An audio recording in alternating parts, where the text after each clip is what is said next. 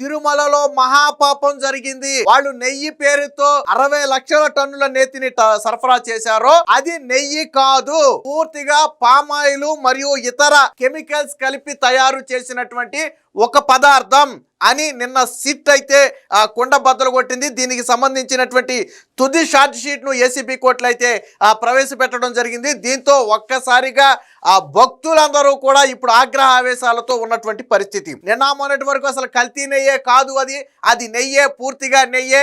ఆవు గడ్డి తినకుండా ఏదైనా బక్క చిక్కుకుపోయి దానికి ఆహారం దొరకకపోతే ఆవు పాలు అలాగే వస్తాయని చెప్పి జగన్మోహన్ రెడ్డి చెప్పిన కట్టు కథలన్నీ కూడా ఈ రోజు పటాపంచలయ్యాయి. అది పూర్తిగా పామాయిల్ కెమికల్ కలిపి తయారు చేసినటువంటి నెయ్యే. ఆ పామాయిల్ ఒక రాష్ట్రం నుంచి, కెమికల్స్ ఒక రాష్ట్రం నుంచి, దాన్ని తయారు చేసింది మరొక రాష్ట్రంలో. మొత్తంగా 15 నెలల పాటు 12 రాష్ట్రాల్లో ఇన్వెస్టిగేషన్ చేసినటువంటి సిబిఐ ఆధ్వర్యంలోని సిట్ అధికారులు కొండ బద్దలు కొడుతూ దాని వాస్తవాలను అయితే వెల్లడించారు. దాదాపుగా టీటీడీకి 235 కోట్ల రూపాయల నష్టం కలగడంతో పాటు దాదాపుగా 20 కోట్ల లడ్డూలు ఈ కల్తీ నెయ్యితో తయారు చేశారని తెలవటంతో ఇప్పుడు భక్తులందరూ కూడా అత్యంత బాధపడే పరిస్థితి. మీకు గతంలో కూడా గుర్తుందో లేదో, టీటీడీలో వాడినటువంటి నెయ్యి కల్తీ నెయ్యి అని తెలియగానే హిందువులందరూ కూడా ఆగ్రహావేశంతో విరుచుకుపడ్డారు. సో అప్పుడు అది నిజమా కాదా అనేది పూర్తిగా ఎవరికీ తెలియదు. అది రాజకీయ ఆరోపణ లేకపోతే నిజమా అనేది ఎవరికీ తెలియదు. కానీ ఈరోజు సిట్టు బయట పెట్టినటువంటి ఆధారాలను చూస్తే నిర్ఘాంతపోయే పరిస్థితి. తిరుమలలో మహాపాపం అంటే చరిత్రలో ఎన్నడూ జరగని ఒక మహాపాపానికి వైసీపీ హయాంలో ఒడిగట్టారు. సిట్ అధికారులు నిన్న చాలా స్పష్టంగా చెప్పారు, ఇది కల్తీ నెయ్యి అని అధికారులకి తెలుసు, పాలకులకి తెలుసు. కానీ లంచాలకు అమ్ముడుపోయి ఆ కల్తీ నెయ్యిని యాక్సెప్ట్ చేసి 20 కోట్ల లడ్డూలు తయారు చేసి హిందువుల మనోభావాలను దెబ్బతీశారని చెప్పి నిన్న సిట్ అధికారులు అయితే తేల్చి చెప్పడం జరిగింది. సో దీనికి సంబంధించినటువంటి వార్త అయితే ఒకసారి వచ్చింది, ఒకసారి చూద్దాం. ఎంత దారుణం అంటే ఆ వెంకటేశ్వర స్వామిని దర్శించుకుని ఆయన లడ్డూ ప్రసాదం 2 పలుకులు నోట్లో వేసుకుంటే బాధలన్నీ మర్చిపోయి సంతోషంగా ఏదో ఆ భక్తిలో పరవశించిపోయేటువంటి పరిస్థితి. ఆ స్వామివారి ఆ లడ్డూ ప్రసాదం కోసమే తిరుమల వెళ్ళే వాళ్ళు కూడా ఉన్నారంటే అతిశయోక్తి కాదు. ఈ రోజుకి మనం నమ్మం, కానీ వారానికి ఒకసారి ఆ తిరుమల వెళ్ళి వెంకటేశ్వర స్వామిని దర్శించుకునే వాళ్ళు ఉన్నారు, ఆ లడ్డూ ప్రసాదం స్వీకరించే వాళ్ళు ఉన్నారు. ఎంతటి వ్యక్తి అయినా సరే ఆ వెంకటేశ్వరి స్వామి లడ్డూ ప్రసాదానికి ఫిదా అయిపోవాల్సింది. ఎందుకంటే దానిలో ఉన్న మహిమ కావచ్చు, దాని టేస్ట్ కావచ్చు, కోట్లాది సంవత్సరాల నుంచి నడుస్తున్నటువంటి ఈ విధానానికి ఈరోజు వైసీపీ వచ్చిన తర్వాత తూట్లు పొడిచింది.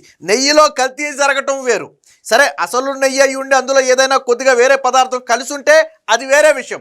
అసలు వాళ్ళు సరఫరా చేసింది నెయ్యే కాదు, నెయ్యి వాసన రావటం కోసం కూడా కెమికల్స్ కలిపారు. వాళ్ళు తయారు చేసిన పదార్థానికి అసలు పేరే లేదు. అది ఏ పదార్థం అనేది మనం చెప్పలేం. ఎందుకంటే పామాయిల్ ఇతర కెమికల్స్ కలిపి ఒక పదార్థాన్ని తయారు చేసి నెయ్యి సువాసన రావడానికి మరికొన్ని కెమికల్స్ కలిపారు అందులో. అంటే అసలు నెయ్యే కాదు. సో ఇక్కడ అదే చెప్పారు చూడండి, అది నెయ్యే కాదు, పామాయిల్ కెమికల్ కలిపినటువంటి ద్రవం. లడ్డూ ప్రసాదంలో కల్తీ నెయ్యి కేసులో సిట్టు స్పష్టీకరణ. నెల్లూరు కోర్టులో తుది ఛార్జిషీటు దాఖలు. 12 మంది టీటీడీ ఉద్యోగులు సహా మొత్తంగా 36 మందిపై అభియోగాలు. బోలేబాబా డైరీ కేంద్రంగానే ఈ కల్తీ దందా. ఆ డైరీకి అసలు ఆవులే లేవు, బయట నుంచి కూడా పాలు కొనుగోలు చేయలేదు. టీటీడీ పెద్దలు సరఫరాదారులు కుమ్మక్కు. 2019 నుంచి 24 మధ్య 60 లక్షల కిలోల నెయ్యి సరఫరా. కల్తీ అని తెలిసి అనుమతించిన అధికారులు. టీటీడీకి 250 కోట్ల నష్టం. కల్తీ నెయ్యి కేసులో ముగిసిన దర్యాప్తు. ఛార్జ్ షీట్లో ప్రతి అంశానికి ఆధారాలు. ఆ నిందితుల జాబితాలో 5 డైరీలు, 31 మంది వ్యక్తులు ఛార్జ్ షీట్లో వివరించిన సిట్ అధికారులు. సో సిట్ అధికారులు కుండ బద్దలు కొట్టారు. సుప్రీంకోర్టు ఆదేశాలతో ఏదైతే సిబిఐ ఆధ్వర్యంలో ఏర్పాటైన సిట్టు ఉందో ఈ సిట్టు ప్రతి అంశానికి కూడా పక్కా ఆధారాలు లెక్క చూపింది. గత టీటీడీ చైర్మన్ గా ఉన్నటువంటి వైవి సుబ్బారెడ్డి పిఏ చిన్న అప్పన్న ప్రతి కిలోకి 25 రూపాయలు లంచం డిమాండ్ చేసి వాటిని హవాలా మార్గంలో ఇది కూడా తీసుకున్నాడు. అంటే గిఫ్ట్ల రూపంలో వారి నుంచి డబ్బులు కూడా తీసుకున్నట్టుగా అయితే సిట్ అధికారులు అయితే గుర్తించారు.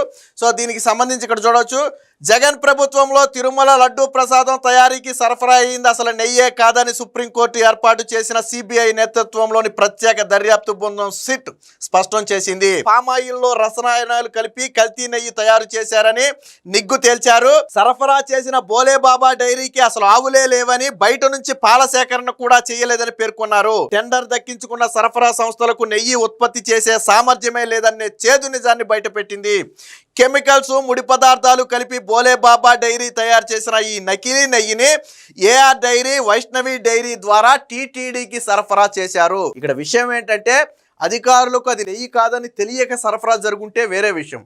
బట్ వాళ్ళకి అది నెయ్యి కాదు, అసలు వాళ్ళకు ఆవులే లేవు, 1 లీటర్ పాలు బయట నుంచి కొనుగోలు చేయటం లేదని తెలిసి కూడా, అది కెమికల్స్తో తయారు చేసినటువంటి ఒక ద్రవం అని తెలిసి కూడా 20 కోట్ల లడ్డూలు తయారు చేశారంటే 2019 నుంచి 24 మధ్య మీరు తిన్న ప్రతి లడ్డూ కూడా నాకు తెలిసి ఆల్మోస్ట్ కల్తీ జరిగింది. జగన్మోహన్ రెడ్డి సీఎం అయిన తర్వాత మీరు తిన్న ప్రతి లడ్డూ కూడా కల్తీనే. అది నెయ్యితో తయారు చేయలా, 100% కెమికల్స్తోనే తయారు చేశారు.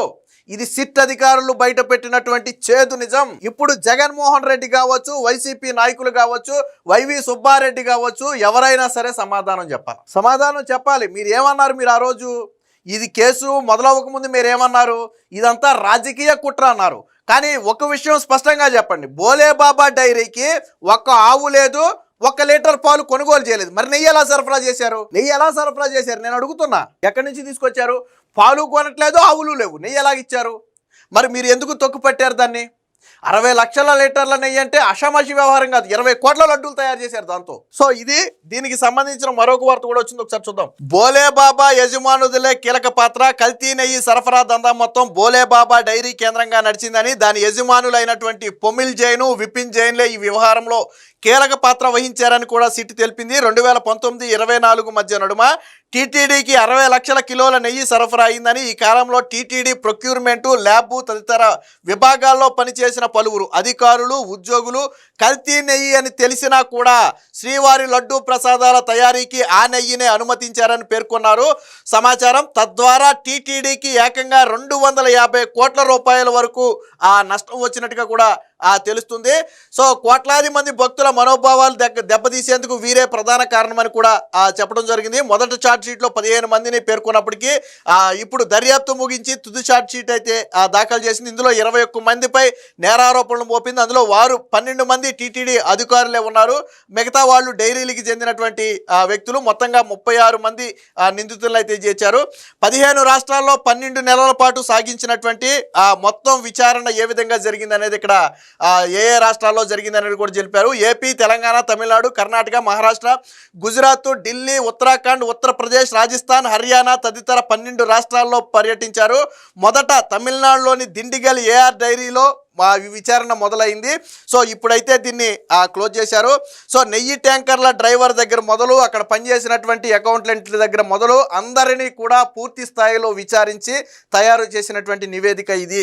సో దీనికి సంబంధించిన మరొక వార్త కూడా ఒకసారి చూద్దాం. పాలే లేని పాపాల నెయ్యి అక్షరాల 60 లక్షల కిలోల సరఫరా 2019-24 మధ్య. దానితోనే 20 కోట్ల శ్రీవారి లడ్డూలు తయారీ. వైకాపా పాలనలో కుంభకోణం, 235 కోట్ల దుర్వినియోగం, డైరీలతో చేతులు కలిపిన టీటీడీ ఇంటి దొంగలు. వైవి సుబ్బారెడ్డి పిఏ చిన్నప్పన్న డైరీ ప్రతినిధులతో బేరసారాలు, హవాలా మార్గంలో లంచాలు స్వీకరణ తేల్చి చెప్పిన సిట్టు 600 పేజీలతో తుది అభియోగ పత్రం దాఖలు. సో ఒక రకంగా ఇది వింటేనే గతంలో 2019-24 మధ్య ఇంత భారీ స్థాయిలో కల్తీ నెయ్యితో లడ్డూలు తయారు చేశారు, ఆ ప్రసాదం మనం తిన్నామనే ఆ పదం ఊహించుకుంటేనే ఆ హిందువులందరికీ కూడా ఒక రకమైనటువంటి కంపరం వచ్చేటువంటి పరిస్థితి. ఎంతో స్వచ్ఛమైన నేతితో, ఎంతో భక్తితో తయారు చేయాల్సినటువంటి ఒక దేవుడి ప్రసాదాన్ని అత్యంత దారుణంగా కెమికల్స్ తయారుతో చేసినటువంటి ఒక కల్తీ పదార్థం, దాన్ని మనం నెయ్యి అనకూడదు, అది ఒక కల్తీ పదార్థంతో లడ్డూలు తయారు చేసి మీరు 20 కోట్ల లడ్డూలు మీరు ప్రపంచవ్యాప్తంగా ఉన్నటువంటి హిందువుల చేత తినిపించారే.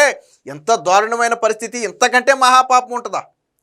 ఈ పాపాలే ఈరోజు మీకు శాపాలుగా మారాయి.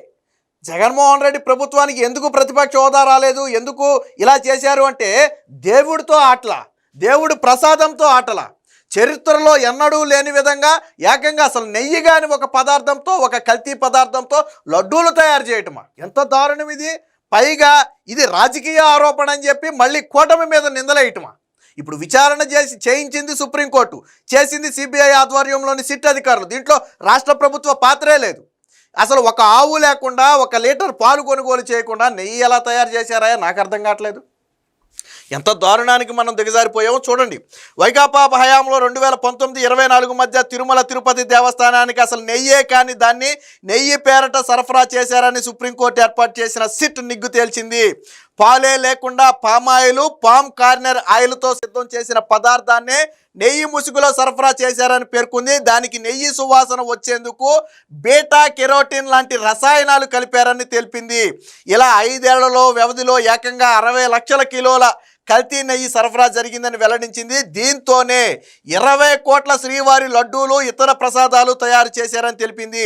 ఈ కుంభకోణంలో 235 కోట్లు టీటీడీ నిధులు దుర్వినియోగానికి పాల్పడటమే కాకుండా 16 కోట్లు జీఎస్టీ, అంటే 235 కోట్లకి 16 కోట్లు జీఎస్టీ, మొత్తంగా 250 కోట్లు అవుతుంది. నిధుల దుర్వినియోగానికి పాల్పడటమే కాకుండా కోట్లాది మంది భక్తుల మనోభావాలు దెబ్బతీశారని వివరించింది. కొంతమంది టీటీడీ ఉద్యోగులు, అధికారులు, డైరీ సంస్థల ప్రతినిధులతో కుమ్మక్కై ఈ కల్తీ నెయ్యి సరఫరాలో భాగస్వాములయ్యారని పేర్కొంది.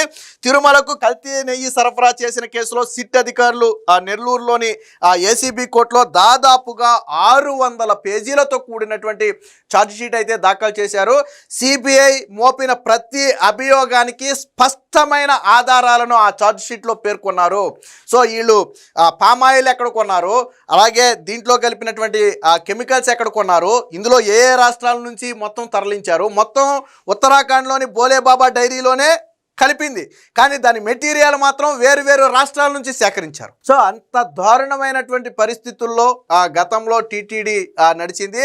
సో దీనికి ఖచ్చితంగా జగన్మోహన్ రెడ్డితో పాటు ఆ ప్రభుత్వంలోనూ ఆ టీటీడీలో ఉన్న వారందరూ కూడా బాధ్యులే, 100కు 100% బాధ్యులే. ఏది ఏమైనా జగన్మోహన్ రెడ్డి పాపం పండింది. ఆ రోజు టీటీడీలో కల్తీ నెయ్యితోనే లడ్డూలు తయారు చేశారనే సత్యాన్ని ఈరోజు ప్రపంచం ముందు సిట్టు పెట్టింది. ఖచ్చితంగా కోట్లాది మంది భక్తులకు జగన్మోహన్ రెడ్డి సమాధానం చెప్పి తీరాలి. ఆయన హయాంలో జరిగినటువంటి ఈ మహాపాపానికి ఆయన కూడా కారకుడు.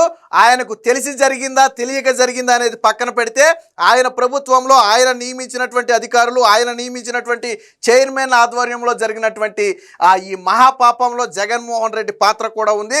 ఖచ్చితంగా జగన్మోహన్ రెడ్డిని కూడా అవసరమైతే దీని మీద విచారించాలి.